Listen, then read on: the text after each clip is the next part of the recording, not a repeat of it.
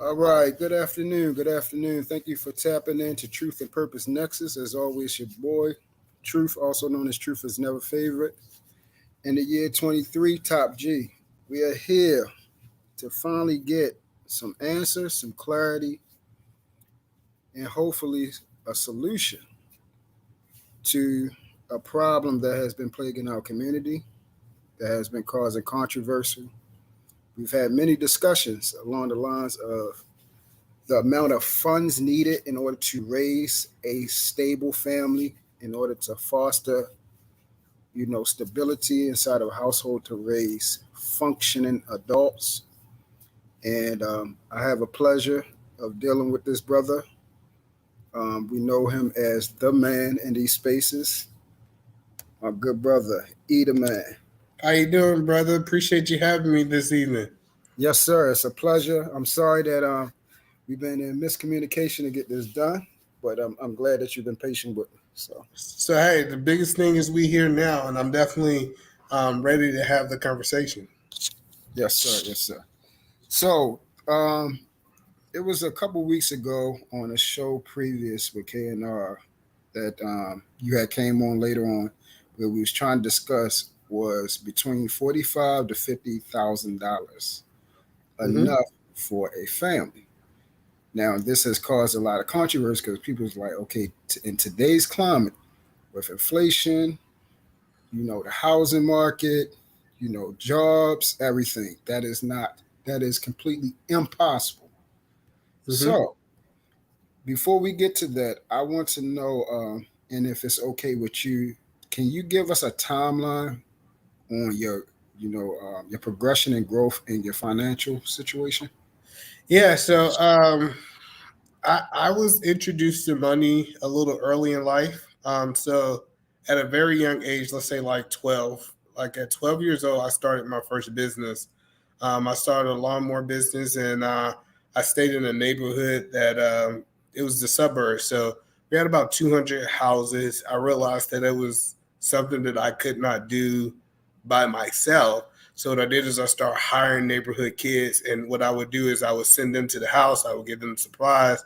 I would give them 40%, and they would get 60%. It was my responsibility to get the client, and they would just cut the grass, and I make sure that they did it right. I was introduced to money at a young age. I know a lot of people. I mean, like I was making, I want to say at one point more than my mother as a nurse cutting grass than she was doing working her 9 to 5. So money is not something that is foreign to me.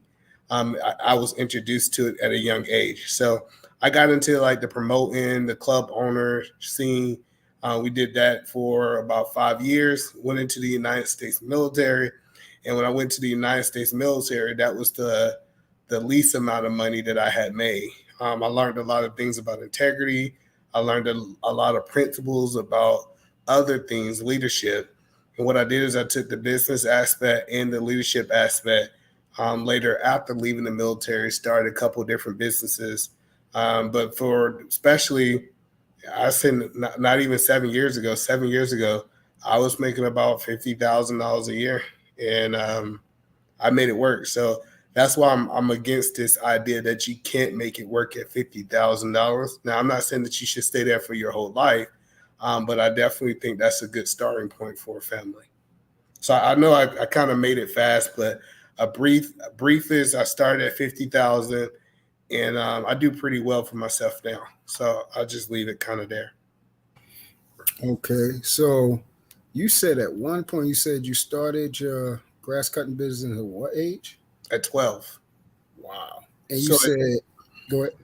So at 12, I think my first month I acquired about 20 clients, and those clients was paying about $25 to $50. So imagine not, I wasn't even working every day. I think I was working Friday, Saturday, and Sunday. So like I said, business have been something that I have always kind of loved. Even the barbershop. I don't even think growing up I used to pay for a haircut. I used to negotiate with the barbers. If I came Hmm. and cleaned up the whole barbershop, I get a haircut in 25 bucks. So Hmm. it's always been ways But to get you good. what the biggest goal was me trying to leverage ways that I already had, or things that I already was good at. Because I grew up with a black mama. She taught me how to clean the house. That's one thing Mhm. I really knew how to do. So I just took those skills and found the way to be able to make money. Exactly. And you said at the present time of you really flourishing in your business at a teenage age, you was able to amass enough money that exceeded your mom. Yeah. Wow. At one point in time, I was making, and I know a lot of people didn't like it, but I felt that it was my obligation if I was making more money than her to help her with the bills, help her pay for certain things. Yes, natural. Uh, Mhm. yeah, but I know some people say you're a child and you shouldn't have to do those things. I think that's ignorant if you say you making more money than somebody and just because of your age you don't help. So I never been that, but yeah, I was making. I know at one point, like I said, I even started getting businesses. It's a place in Healdsville, Georgia. It's called Denny's, Denny's Barbecue. And what I would Mhm. do is I would do his whole restaurant, clean his restaurant inside out, cut the grass. He used to pay me. I remember in chicken, he had these special honey mustard chicken wings. He used to also pay me. He also used to pay me in cash. So I Mhm. used to bring food home too, on top of bringing cash And home. bringing home money. Right. That's dope, And man. and the one thing is, my mother never asked, so I want to make sure she never asked me to help her with the bills. There was never an obligation, but I just felt like if I had it, she had it. My mama tell you, like, even today, my mama knows she don't have to go without nothing. If she needs something, I got it. Even to me, if I'm in a situation, I remember it was almost like 2 months ago. I lost my wallet. I lost everything. And I was not even in the city that I was in. I called my mom. She made sure I got the money. She made sure I was good. So we kind of we was raised in a culture that we supposed to take care of family, and family's supposed to take care of you. That's a blessing, bro. That's a blessing. So, uh, you understood at an early age how important clientele was, how Mm-hmm. important the distribution of your services, Mm-hmm. and like you said, in the midst of this, you was able to, get a considerable amount enough to help your family at an early age. So that is actually incredible, bro. I mean, I've been working ever since 12 years old, but to understand the entrepreneurship of it all and to carry it on is, yeah, that's incredible. That's Yeah. incredible. And we were so niche. Let me tell you, like, so when I started in the club industry and I started in the party industry, my mother used to work our front door. So when I started in the club industry, the party industry, I wasn't old enough to get a business license. Like, that's the whole point. So I don't know if you ever watched Judge Alex, but Hmm. I was on Judge Alex, the show, suing a lady because she tried to manipulate me at a young age. So I rented out her club. I What? did it. Yeah, it's crazy, bro. I gotta find the episode. I know Judge Alice don't, but long story short, I got pictures and everything. She tried to sue me. Well, she took all my money, and I was gonna throw a party at her venue. And then she tried to tell me since I wasn't old enough, I couldn't get into my own party. So we went to court, man. It was serious, man. I won that case. Everybody couldn't believe, as I think at that time I was a 19-year-old kid. I took this lady to court, and I won on public TV. So even like I just trusted my mom. I know everybody don't have that relationship with their mom, but my mom worked my doors for me. My mama worked like it was almost named like even though everything was in her name, because most of the stuff I put in her name. So if you was to go back at 17, you're not gonna find you know, things in my name because legally in Georgia I couldn't. It was in her name, Of but course. Of course. Yeah. she still gave me full power underage to run things and think about how much she had to trust in her son that she gave me power to run things in her name and she still kind of operated as an employee. So um, I don't know. I just really respect her for that because she could have took it all if that was her personality, and I thank God that that wasn't because it might would have traumatized me from a business point of view. Right. Right. And it shows that y'all, y'all relationship. and understanding towards each other was, yeah, it sounds like y'all really had a partnership, not only through, mother to son and through that understanding of that relationship, but like you said, from a business front. She was able to recognize your maturation at an early age. So naturally, anybody that has logical common sense, we back that betting horse. So uh, you know, she's a smart woman, obviously. So Yeah. you stated also that okay, once you got into the military, the amount of money that you weren't earning compared to when you had operated your own business was less than correct. It was a lot less than. So you got to understand. So if you understand the club business, especially if you have like a club, so our club was more of like a teen club. Like so, we catered to people that was teenagers. So we have a lot of cash. Say, let me just give you rough numbers. Say we're charging $20 at the door, and you got 200 people. That's how large it was. You got 200 people at the door. If we just do the simple math on that, we talking thousands and thousands of dollars that you're getting just for the simple fact that at your door. So I remember Yeah, like, entry fee. yeah, just I remember one night, I think I walked away with, think about week Friday, Saturday, Sunday, and one weekend I was making like 30 grand. That's not including we charging $5 for water. We charging, $4 for sodas and snacks and different things like that. So I just tell people that I was making like think about it. I was in a situation I might making $20,000, $30,000 in a month, and I went down to making $2,000 in a month. So it was definitely a humbling thing. And I know a lot of people ask, why would you go from that? I went to the military because that was something I wanted to do. It wasn't like I was forced to. I was not in a bad situation. I truthfully and honestly wanted to leave Georgia, and the military was kind of like a ticket to do that. And my grandparents was in the military, so my grandfather on both sides, and my grandfather and my adopted grandfather, both of them was in the military. So it was definitely one of those things that. So when I say my grandparents, so it's weird in Georgia. You have like godparents. I don't know if you have those around the world, but so it's not really your grandparents, but like the grandparent that you was given in so many words by your parents.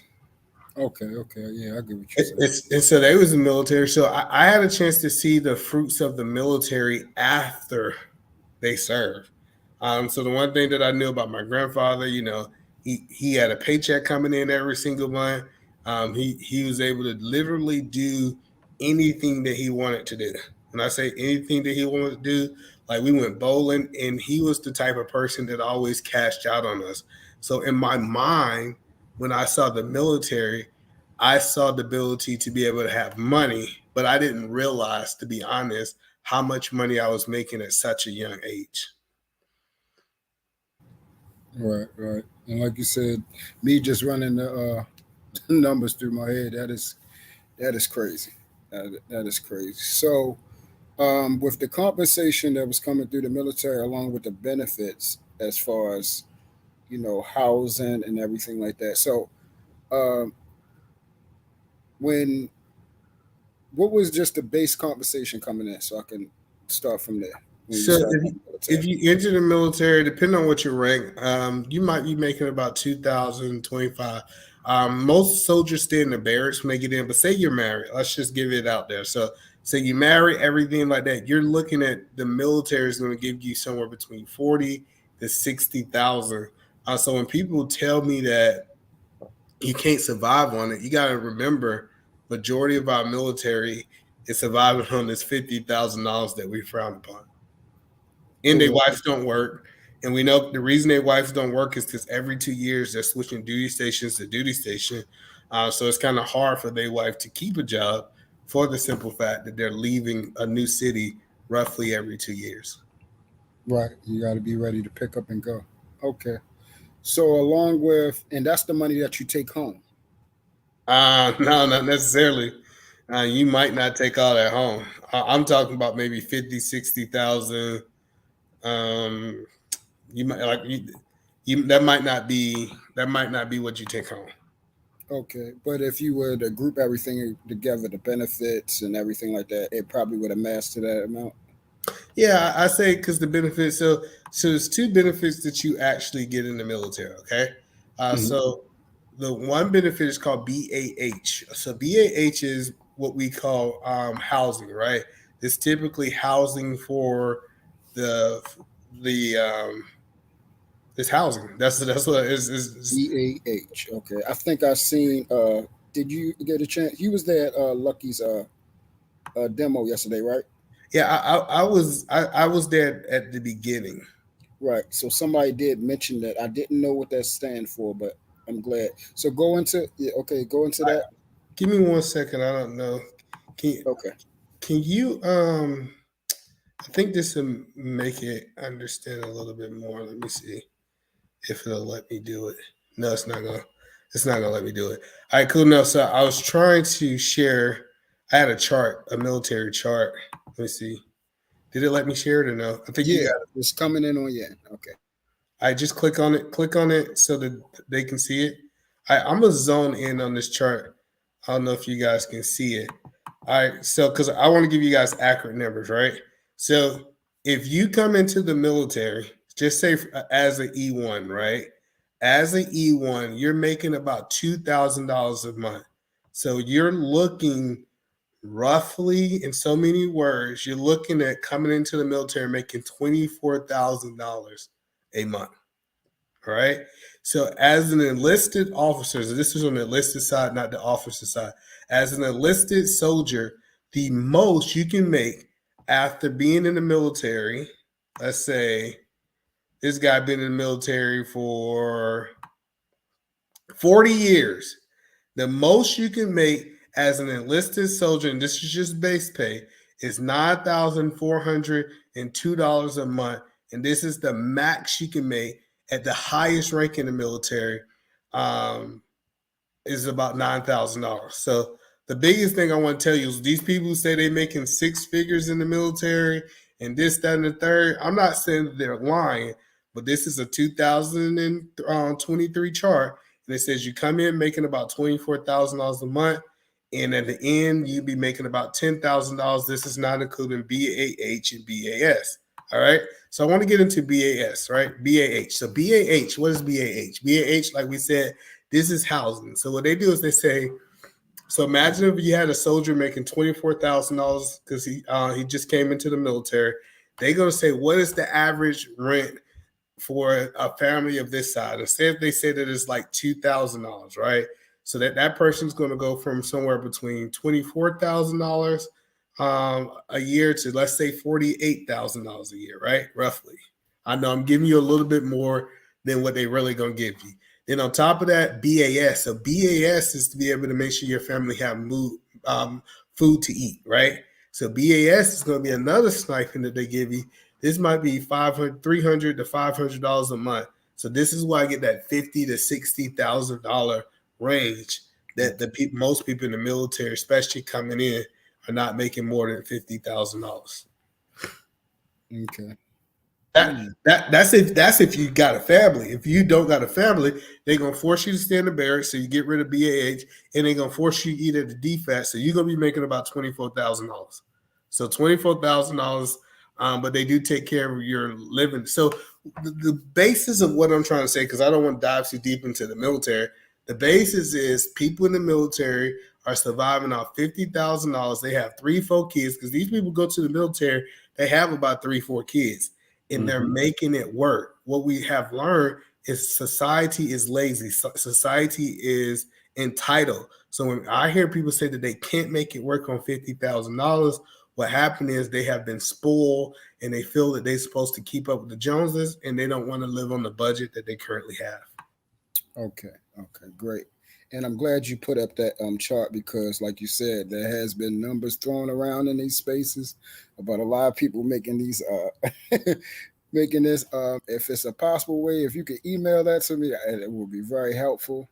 Also, for people that are wanting to know what are the benefits to going into the military uh, with family and without family, I'm glad this gives us a little, a little branch to look at.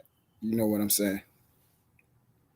I can't hear you. E. You I black. said I think that's the biggest problem in the military. The military incentivizes you to get married. So we have in the military, we see a whole bunch of these things called contract marriages, right? Mm-hmm. So what a contract marriage is that I understand that they're gonna almost double my paycheck. We talked about it for me to get married. So people have these agreements. I'm gonna get married, so I don't have to live in the barracks. And I dropped that. And this is from the military. That DFAS, like so, DFAS is who pays the military. So this the documents I dropped in the private chat for you. That's like I said, that is the accurate numbers. That's not something that I made up. Now, I do want to give you this. So, say for example, if you're airborne, for example, or if Okay. you're deployed, or you like so if you're in Afghanistan, you got hazard pay. If you speak 4 or 5 languages, it is ways to be able to make more money with certain certifications. But I'm gonna tell you like this: majority of soldiers don't have that. Correct. But if it is ways to make more money, like special forces, for example, special forces they get a stipend just because they're special forces, if that makes sense. So Mm-hmm. they're gonna give them an extra. They might make over 6 figures. First of all, because they're never in the United States. So as a military story, I only pay taxes when I'm in the United States. So if I go off to say for Afghanistan, I don't pay taxes on that money because I'm not in the United States. We only have to pay taxes inside of the United States. So that's the difference. Oh wow. See. So if I'm out of the United States for 2, 3 years, I'm not paying no taxes. Of course, I can stack up a whole bunch of money, you know. Mm-hmm. So So go ahead. yeah. So if you're out of the United States, if you're in Afghanistan, that is tax-free money coming to It's now. it's tax free money. Now, when you send it, now let's say you want to send that money home, is it now taxed? Nope. So it's where I'm stationed at. Where am I actually working at is kind of how the military look at it. So most soldiers they have American bank accounts, right? So the reason soldiers look like they have a lot of money when you go to Afghanistan, you know what you can spend money on? Nothing. Let me tell you this. So imagine 2 years you have the money, unless you gambling with other soldiers, everything is paid for. They're paying for your food, they're paying for your clothes, they're Right. paying for everything. Mm-hmm. So you stacking up, $50,000 a year, you going for 12 months. Imagine you got $50,000 in your bank account when you come back because you didn't have nothing to spend money on. So I think it's a catch-22. If you had a family, that means you had to take care of the family. So what a lot of soldiers do, this is what I see, and I think it's genius. I would do it. So if I was in the military and I was married, they will send their spouse back to their parents' house. Go back to live with your mama, or go back and live with your daddy, or go live with my mama. And they'll live with their mama for that year, and they don't have really no expenses. They might help with some bills, but they don't have any real expenses. And then what they're doing is they're stacking that money up. Mm-hmm. Stacking that money up. So it's easy to stack money because you don't have to worry about going out to eat. You don't got to worry about all those things. But it is a thing called Dear John. So I don't know if you ever heard of a Dear John letter. A Dear John letter is kind of like you come back home, your woman gone, the furniture gone, Yeah, I heard it. Yeah. everything gone. So it is a bad side to that too, because you do have to trust the woman that you're with. So that's why I think contract marriages is not a good idea, because you could leave at any time in the military. All right, no doubt, no doubt. So now, how long was you in the military? I was in the military for 8 years. 8 years, 8 years. Okay. And were you did you ascend to like the W's and things like that? So, because I saw during the thing it said like an E1 to all the way E9. Yeah. So no, so it's three. It's technically two, but it's three different types of ways you can be in the military, right? The first one is enlisted. The E stands for enlisted, right? Mm-hmm. So these are people that's enlisted into the military, right? Then you have the O's. So we would go back to the O's chart. Officers can make in upward of like 20 bands, right? Like the Mm-hmm. officers, like if most of these people telling me that they was officers, or we call them commissioned officers, because um, the W's I'm going to talk about in a second. So commissioned officers, these are the people that typically like generals. When you hear like generals, those are people that's officers who's typically in charge. Now they do make a good bit of money. I can't knock that. They do. Then you have what we call warrant officers. So what is a warrant officer?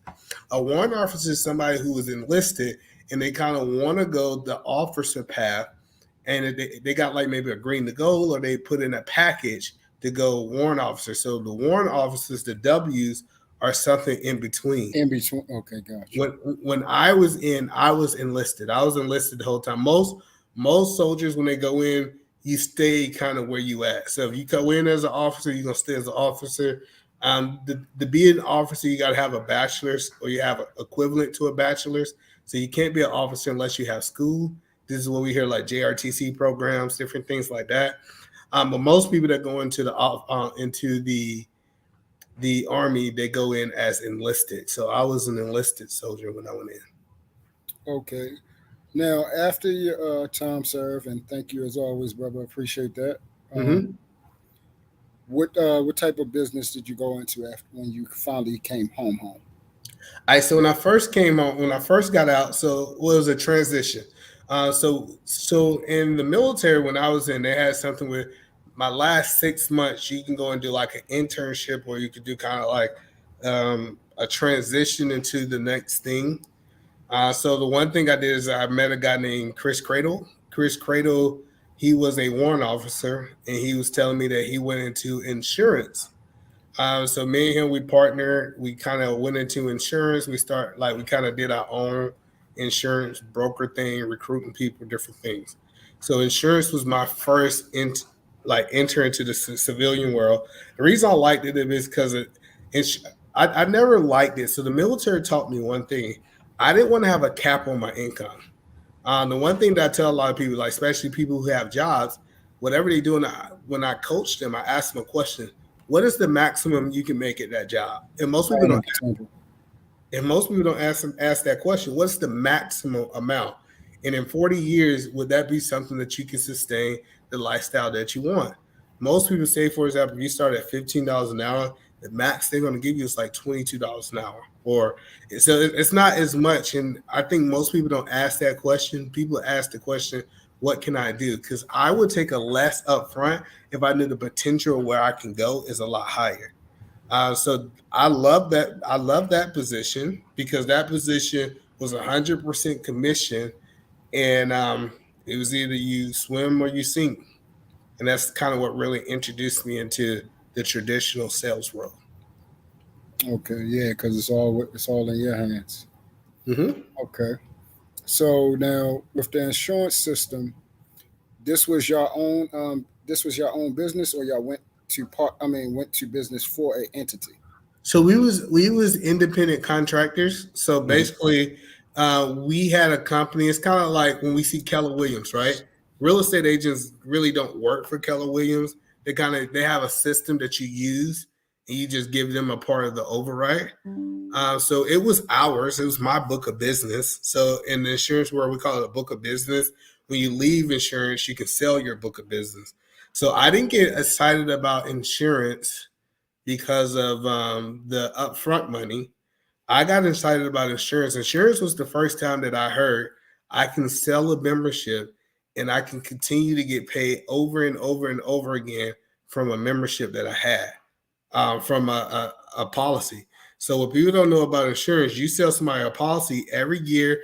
When that policy renews, you get paid. So I liked the idea of residual income, being able to do something one time to get paid over and over and over again. So that was my first introduction to residual income, and that's what I was excited about. Okay.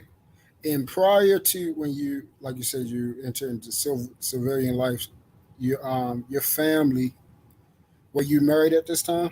No, I refused. So the 8 years I was in the military, I refused to get married because I don't think that us being a part works. And so the military, they do this a lot. They send you one way and they send your family another way. I told myself, as long as I'm in the military, I refuse to be married.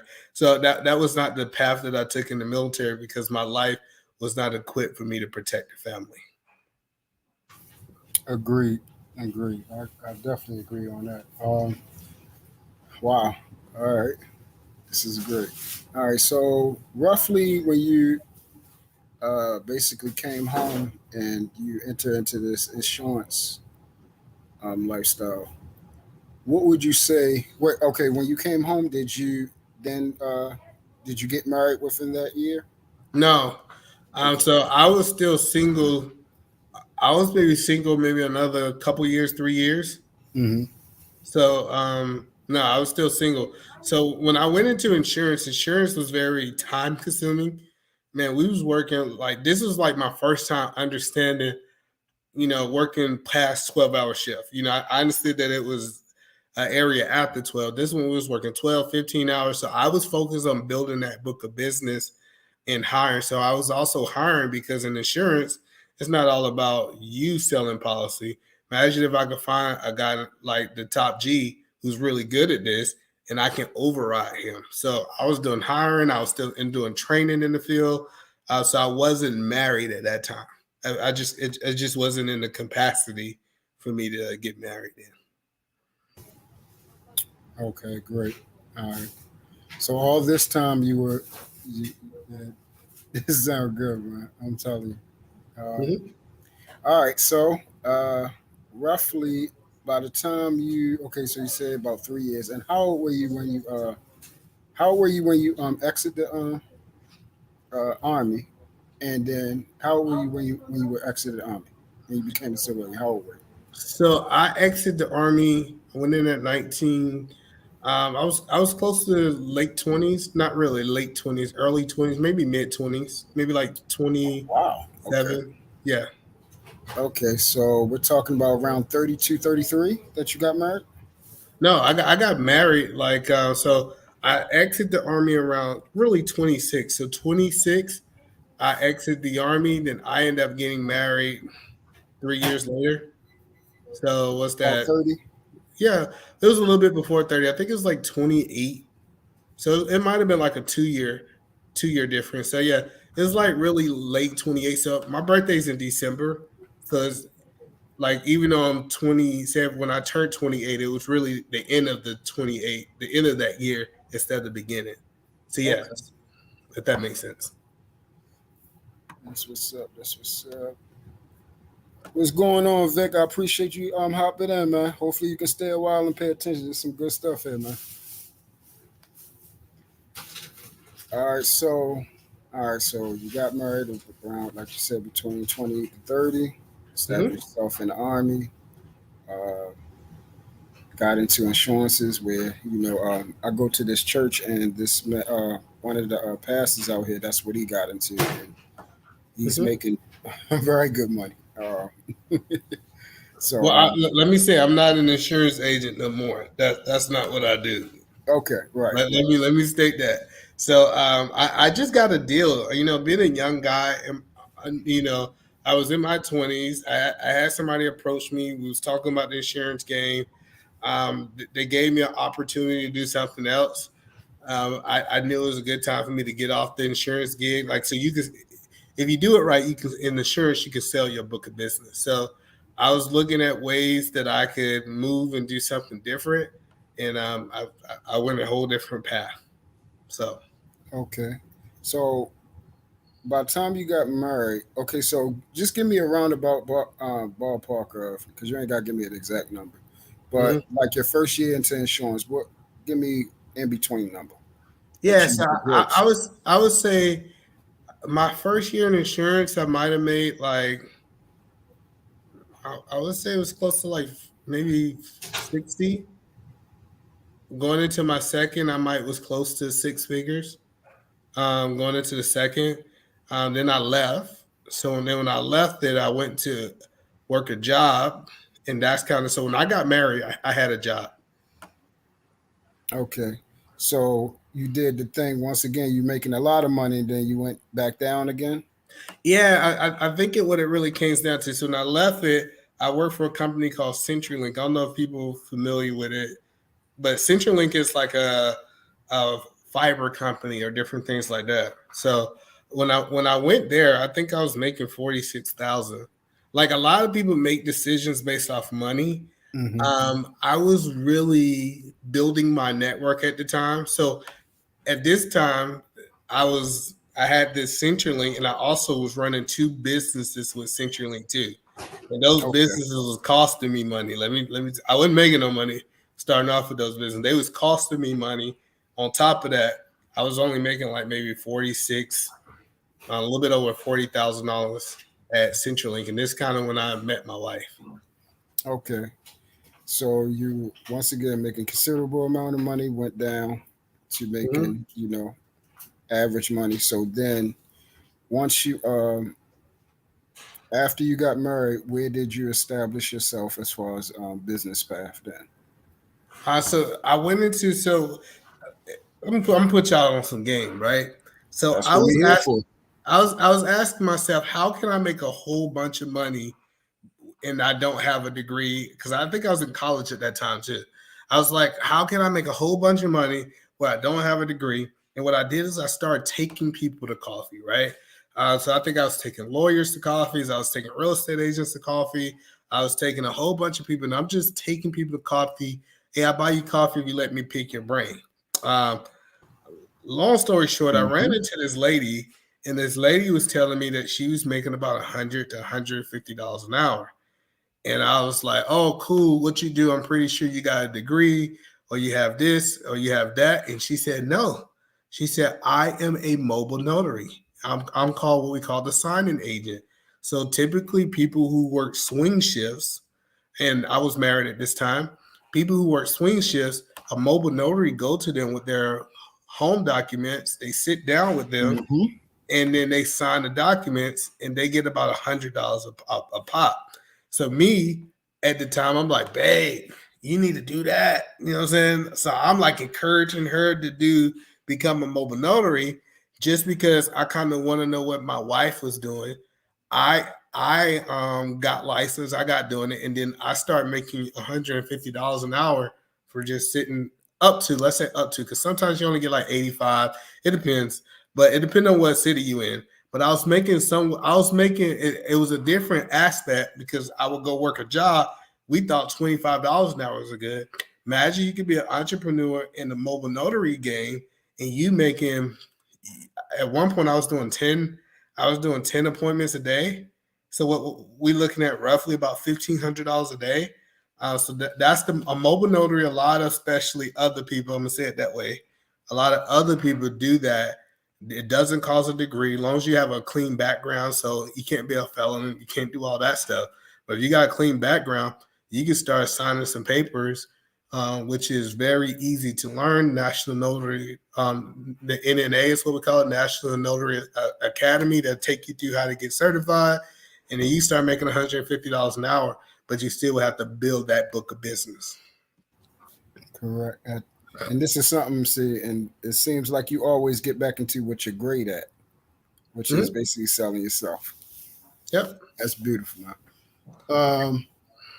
Okay, so roughly about how long are you still into that, or yeah I'm still a notary. I don't do it as much now. So after I got into becoming a notary, I had a whole notary school, and I got into notary, and then COVID hit. So I'm in notary, COVID hit. So COVID hit while I'm in notary, and everybody was trying to find a way to make money. People were looking at DoorDash that. So I actually had a school, and people was paying me on me teaching them how to be a notary. Then in the state of Washington, at this point in time, I had a guy, I ain't gonna say his name because I think I'm gonna interview him. I had a really successful guy, black gentleman here in Washington, was like, hey, we're looking for business coaches. You kind of already doing the coaching with the notary. How would you be cool about coming to be a coach for the state of Washington as an independent contractor?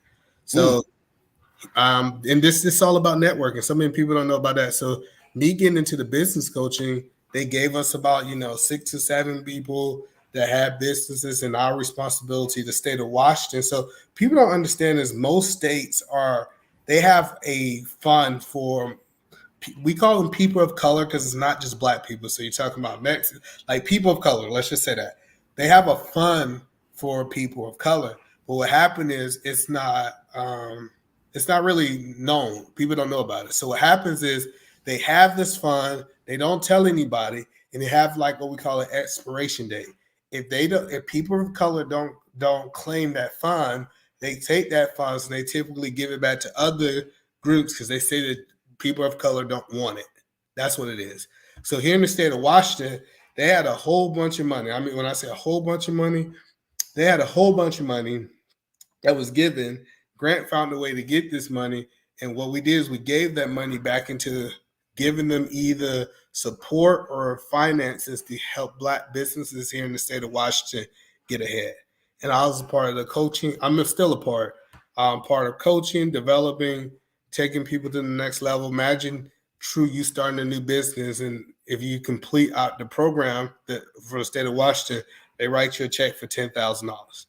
So that's kind of what the program and what I had did that took me into business coaching and different things like that and taking it to the next level. So right now I have 3 things. I'm a mobile notary. Well, really 4 things. I have a mobile notary company.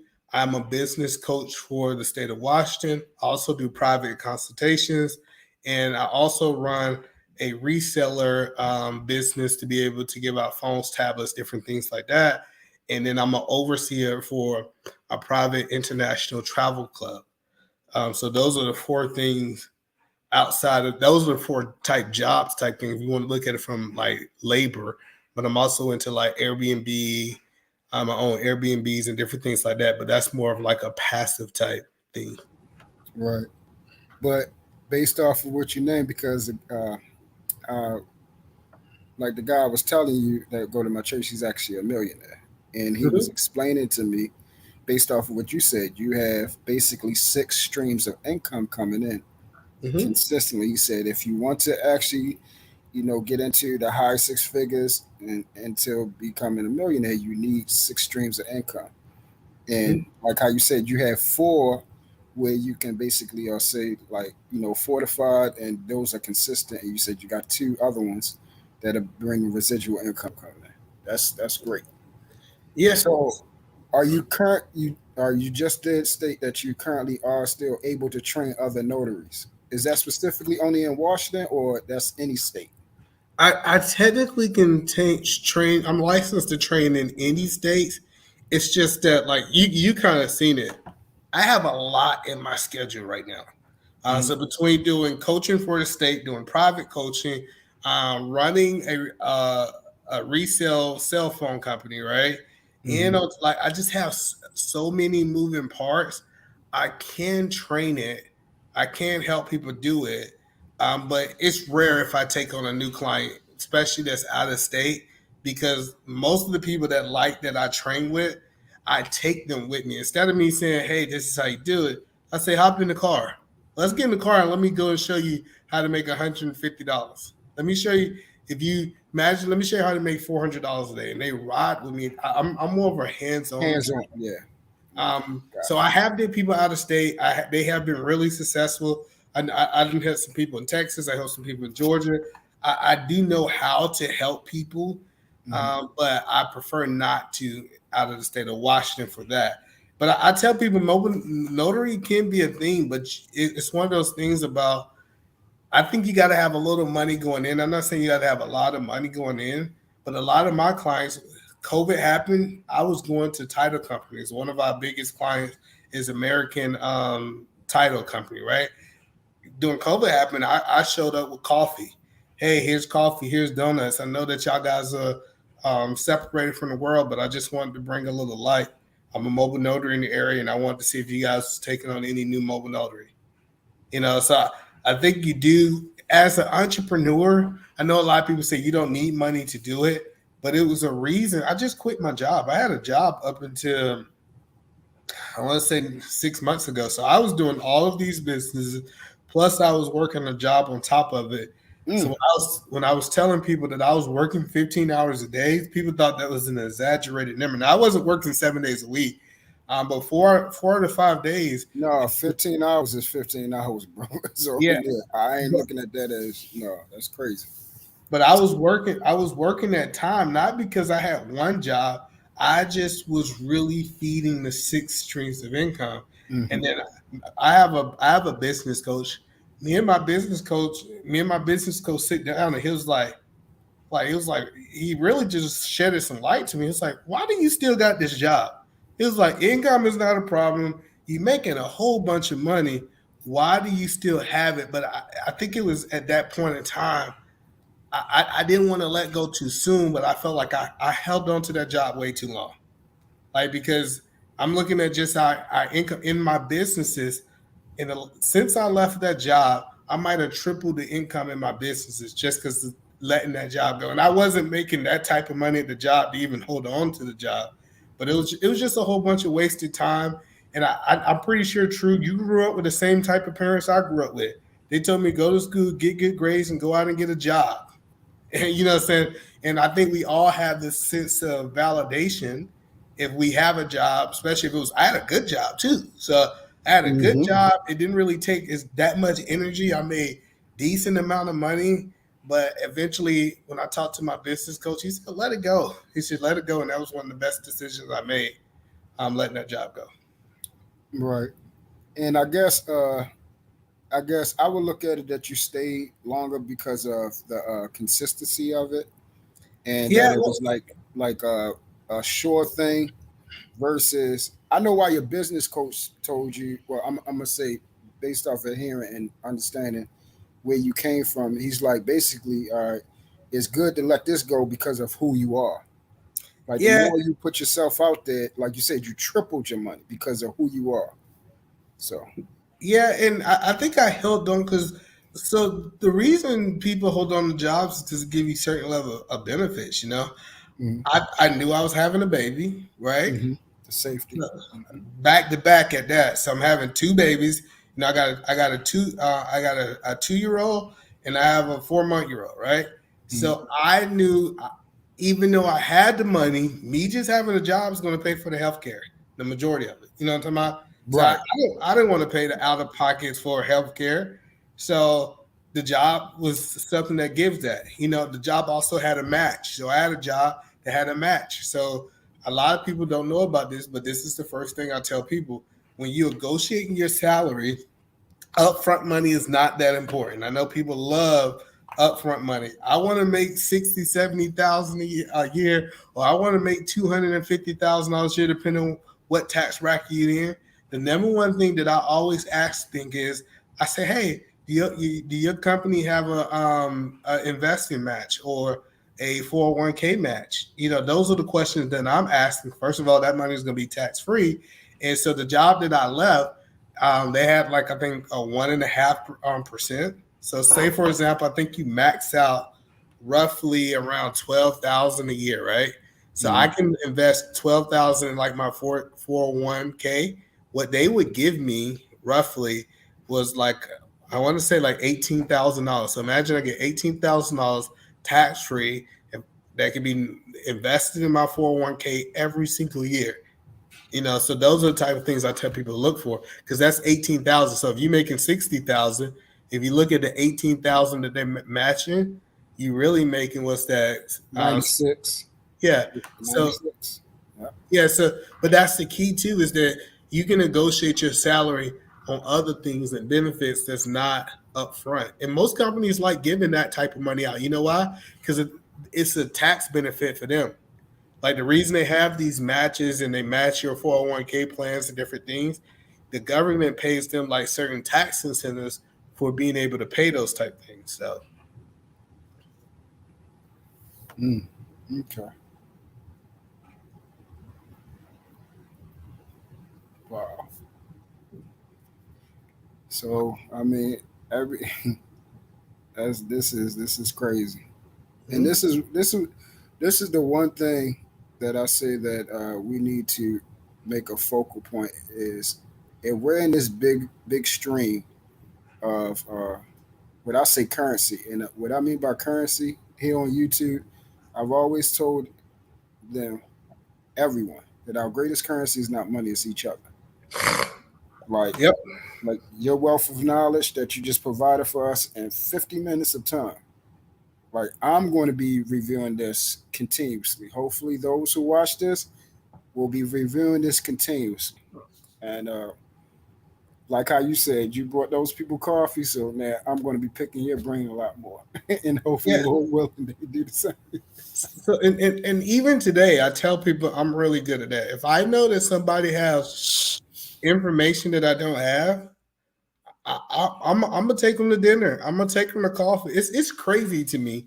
I was talking to this one guy, right? Me and this guy, we had a heated argument. He's my guy, but he was upset with me, right? I didn't understand that he was willing because he run his own business. He's willing to take woman after woman on date. Like he take women on date.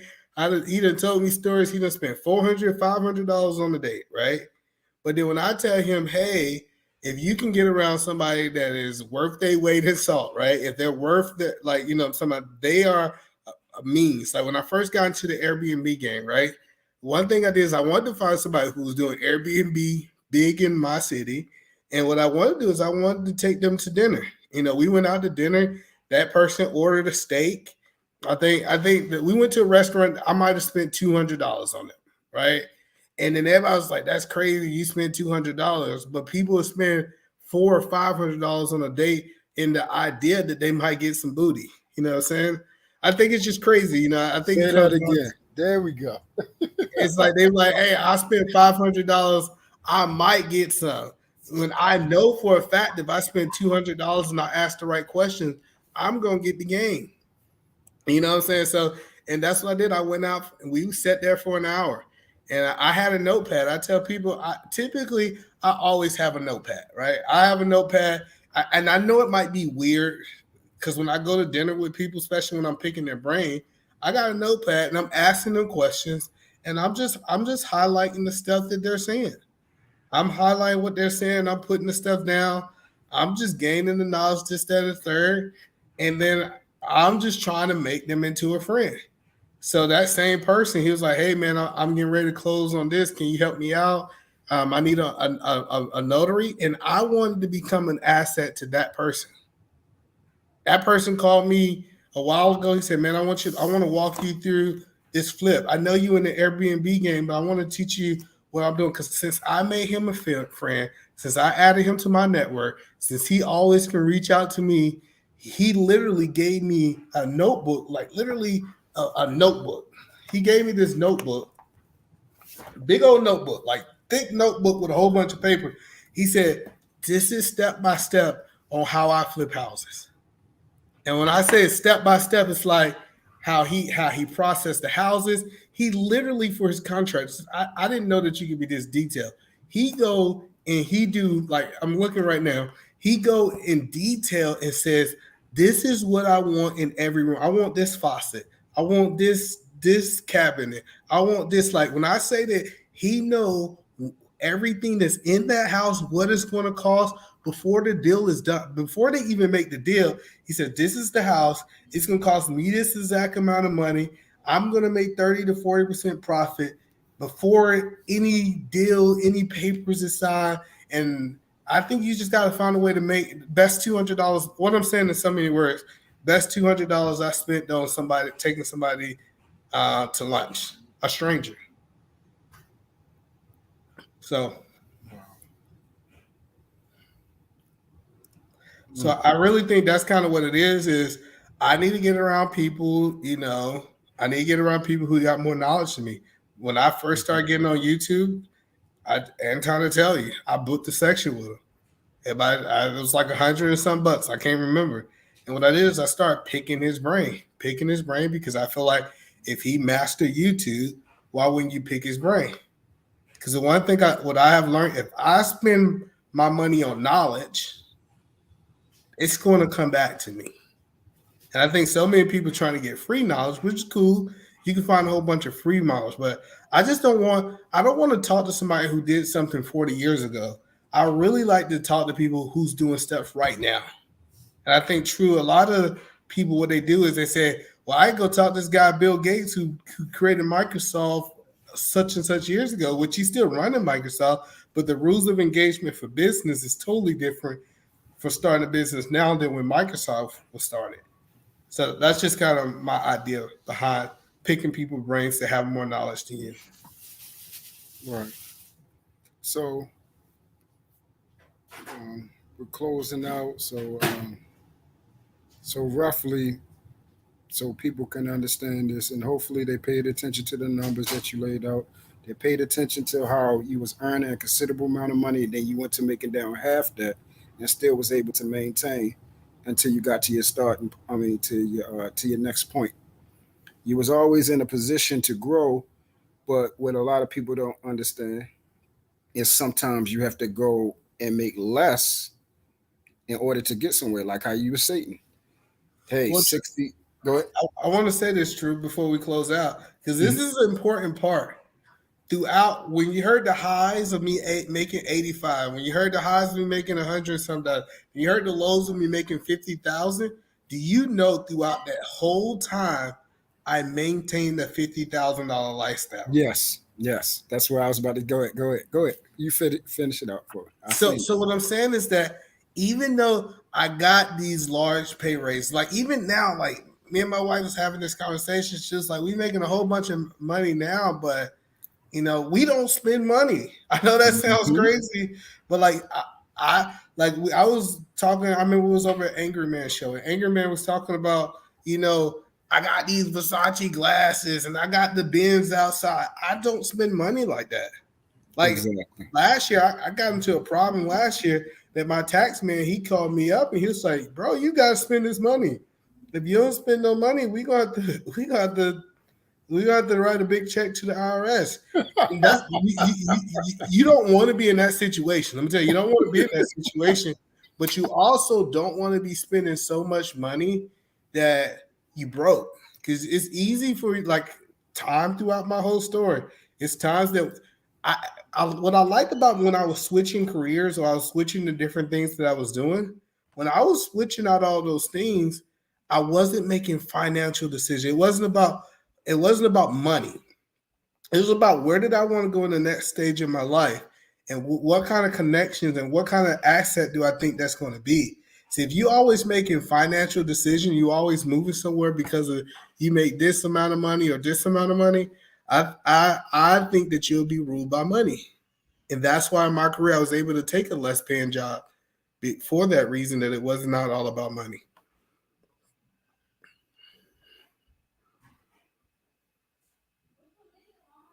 So yeah, so I just that's the biggest point that I wanted to make is that it is not all about money. Maintain the lifestyle. I tell people have a base, right?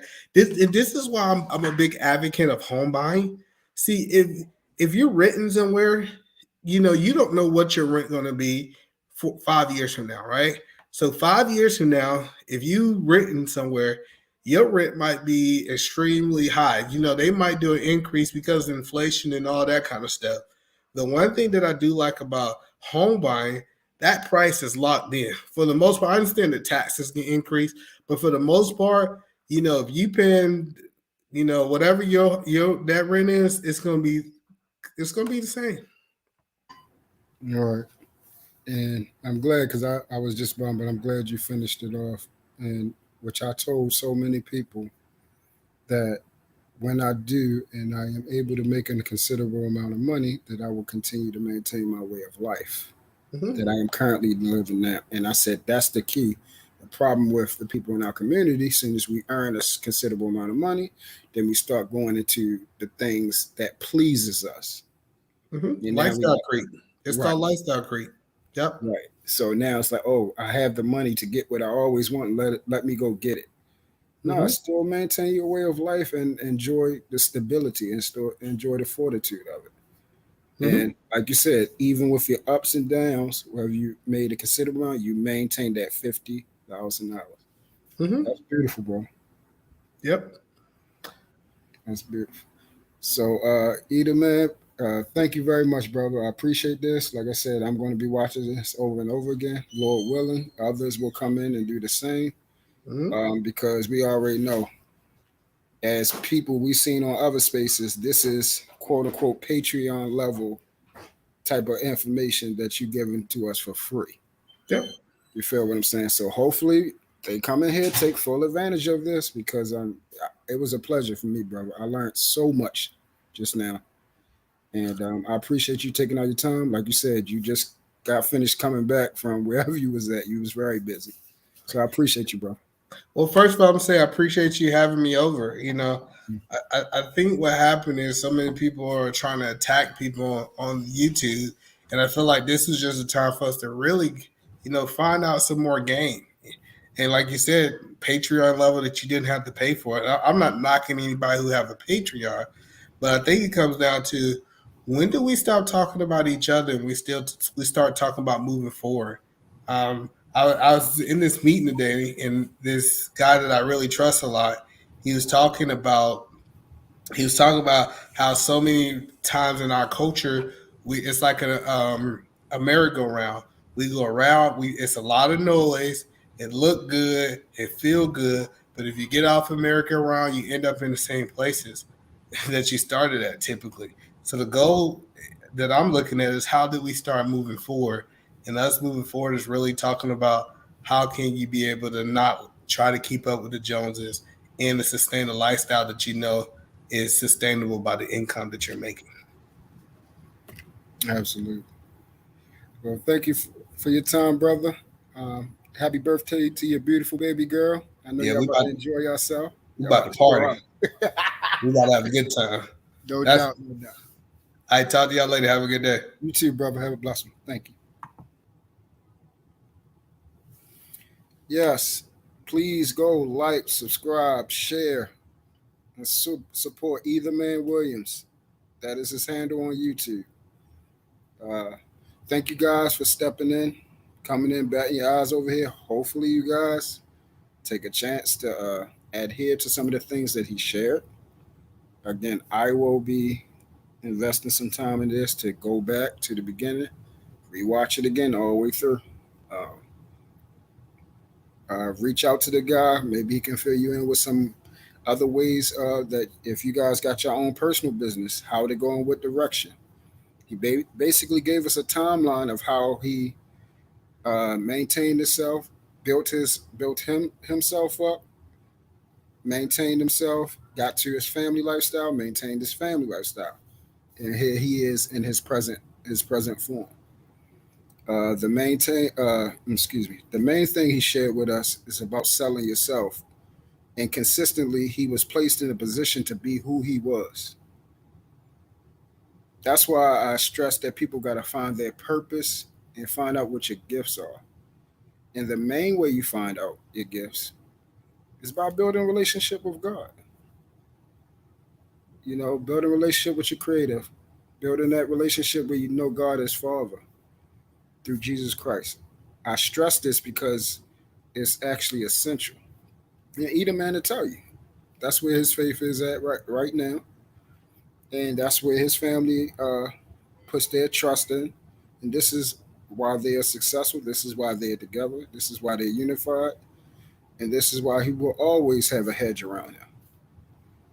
He know where his help comes from. He knows who his strong tower is. So that's why I encourage you guys to do so. Um, as always, we send our blessings, our prayers towards him and his family. And I thank you, excuse me, I thank him for his invaluable time. And as always, our greatest currency is each other, not money. It's each other. And throughout his time here, sharing the information, his constant, basically, I would say the mantra was, it's not about what you know, who you know. Network, network fervently. All right. As always, seek the Lord while he may be found. Build an individualistic, intimate, authentic relationship with God through Jesus Christ, where you know him as Father. Be adopted into the kingdom of God, the body of Christ, the true church. Choose the straight and narrow path that few find. Enjoy the sanctification and the love that a relationship with your Father God through Jesus Christ affords you. This will be the most pivotal, excuse me, pivotal, an essential thing you could do in your life. That relationship with God. Okay? thank you guys. Thank you guys for tuning in to Truth and Purpose Nexus. As always, it's your boy. I love you guys. Get out there, love on and with purpose. Peace.